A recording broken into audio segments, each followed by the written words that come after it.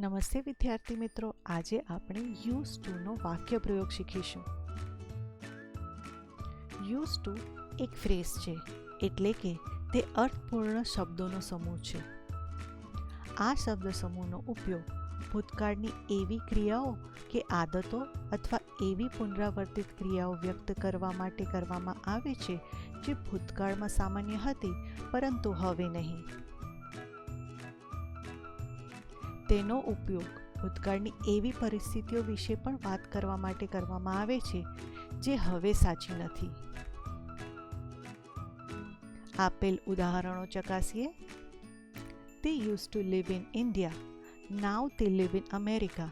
એટલે કે તેઓ પહેલાં ભારતમાં રહેતા હતા પરંતુ હવે તેઓ અમેરિકામાં રહે છે પરંતુ ભારતમાં રહેતા નથી. He used to drink tea. Now he doesn't. એટલે કે તે પહેલાં ચા પીતો હતો પરંતુ હવે નહીં.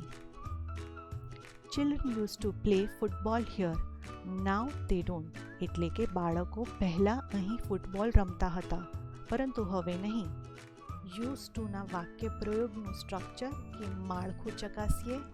યુઝ ટુ પહેલાં કર્તા કે સબ્જેક્ટ આવે અને ત્યારબાદ ક્રિયાપદનું મૂળ સ્વરૂપ કે મેઇન વર્બ આવે ને તેના પછી ઓબ્જેક્ટ કે એડિશનલ ઇન્ફોર્મેશન એટલે કે કર્મ કે વધારાની માહિતી આવે.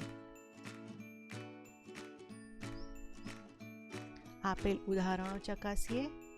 Maya used to exercise regularly when she was in school. Rehan used to get up early when he was in college. When Mr. Shah was young, he used to play Kho-Kho.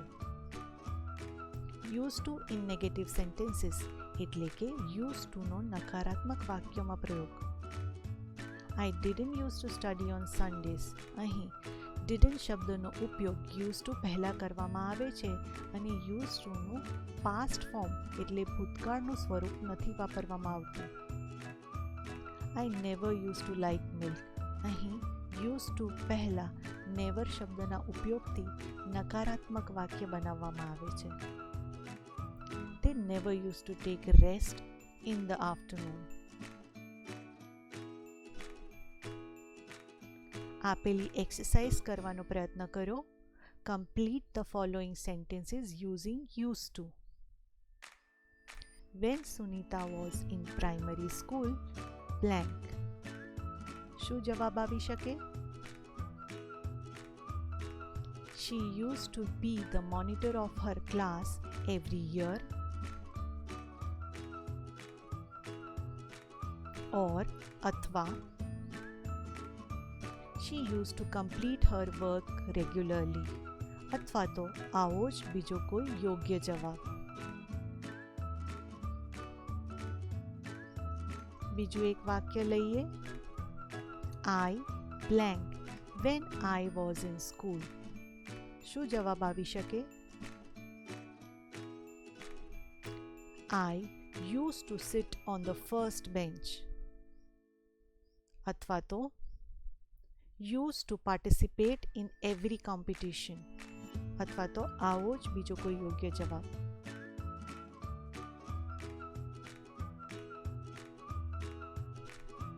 Gandhiji used to blank. જવાબ તરીકે spin yarn on ચરખા અથવા તો eat simple food આવી શકે અથવા તો આવો જ કોઈ યોગ્ય જવાબ આવી શકે. બીજું એક વાક્ય લઈએ. My grandmother used to blank. શું જવાબ આવી શકે? Make sweets for me અથવા તો tell us stories અથવા તો આવો જ કોઈ યોગ્ય જવાબ. Thank you.